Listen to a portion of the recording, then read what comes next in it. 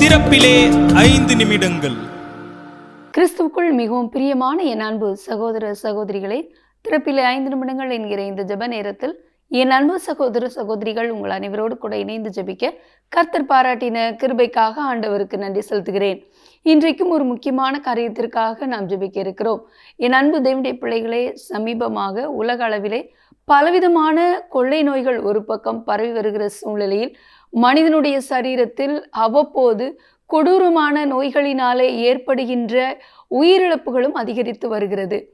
மட்டுமல்ல, தற்போது முக்கியமாக இதய நோய் சம்பந்தப்பட்ட நோய்களினாலே உயிரிழப்பு ஒரு பக்கம் அதிகரித்திருக்கிறது என்று சொல்லுகிற அதே நேரத்தில் உலக சுகாதார நிறுவனமானது ஒரு குறிப்பிட்ட அறிக்கையை வெளியிட்டிருக்கிறது.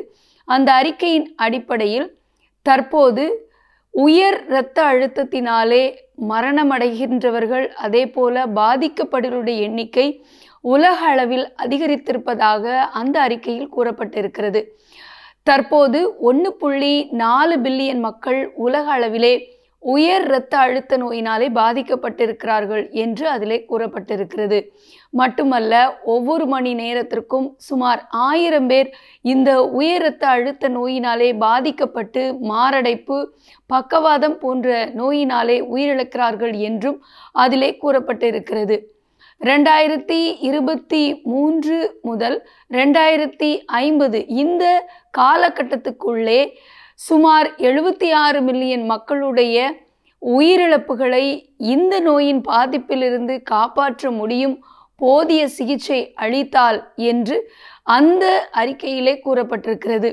ஆகவே என் அன்பு தேவனுடைய பிள்ளைகளே, சமீப காலங்களாக உலக அளவிலே உயிரிழப்புகளையும் பாதிப்புகளையும் உண்டு பண்ணி கொண்டு இருக்கிற இந்த உயர் இரத்த அழுத்த நோய்களிலிருந்து மக்கள் காப்பாற்றப்பட இதற்கு பல்வேறு காரணங்கள், இன்றைக்கு இருக்கிற வேலை சுமை, இன்னும் பொருளாதார பிரச்சனை, இன்னும் சமூக ரீதியான பலவிதமான பிரச்சனைகள், நாம் உண்கிற சாப்பாடு உட்பட நாம் சுவாசிக்கிற காற்று வரையிலும் இவைகளெல்லாம் இதற்கு ஒரு காரணமாக அமைகிறது என்றும், நாம் செய்கிற வேலைகள் அதிகமாக இருக்கிற இடத்திலேயே உட்கார்ந்து செய்கிறது நிமித்தமாகவும் பலவிதமான உலக அளவிலே ஏற்படுகின்ற மாற்றங்களும், பலவிதமான குடும்பத்தில் தனிப்பட்ட வாழ்க்கையில் ஏற்படுகின்ற மன ரீதியான போராட்டங்களும் கூட இந்த உயர் இரத்த அழுத்த நோயை உண்டு பண்ணுகிறதாக கூறப்பட்டிருக்கிறது.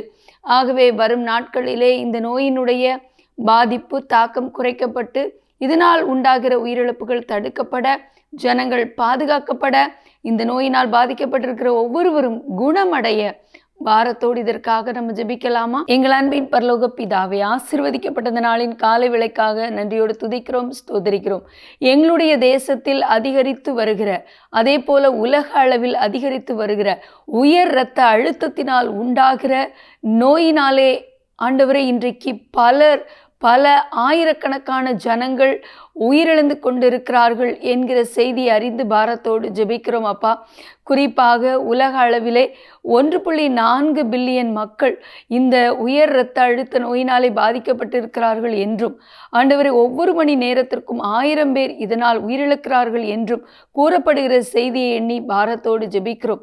வரும் நாட்களிலே இந்த நோயினுடைய பாதிப்பு குறைக்கப்பட, இதற்கு முன்கூட்டியே அறிந்து கொண்டு சிகிச்சை கொடுக்கப்படும் பொழுது மக்கள் பரிபூர்ண சுகமடைய, ஆண்டவரை எல்லாவற்றிற்கும் மேலாக நானே உன் பரிகாரியாய் கர்த்தர், உம்முடைய தழும்புலால் சுகமாகிறோம் சொன்ன வார்த்தையின்படியே நீங்க எங்களுடைய பலவீனங்களை ஏற்றுக்கொண்டு நோய்களை சுமந்திருக்கிறபடியினாலே இந்த நோய்களை எல்லாம் நீங்க சிலுவையிலே சுமந்து தீர்த்திருக்கிறீர் என்ற விசுவாசத்தோடு இதனுடைய பாதிப்பிலிருந்து ஜனங்கள் விடுதலையாக்கப்பட உடைய மனதுருக்கத்திற்காக கெஞ்சி ஜெபிக்கிறோம். ஆண்டவரை, இனி வரும் நாட்களில் இந்த உயிரிழப்புகள் ஆண்டவரை முற்றிலும் தடுத்து நிறுத்தப்பட்டு மக்கள் நல்ல சுகத்தோடு பலத்தோடு நீடித்த ஆயுளோடு வாழ கிருபை தந்து வழிநடத்த ஜெபிக்கிறோம். இயேசுவின் நாமத்தில் பிதாவே, ஆமேன். தொடர்ந்து ஜெபியுங்கள். கர்த்தர் தாமே உங்களை ஆசீர்வதிப்பாராக.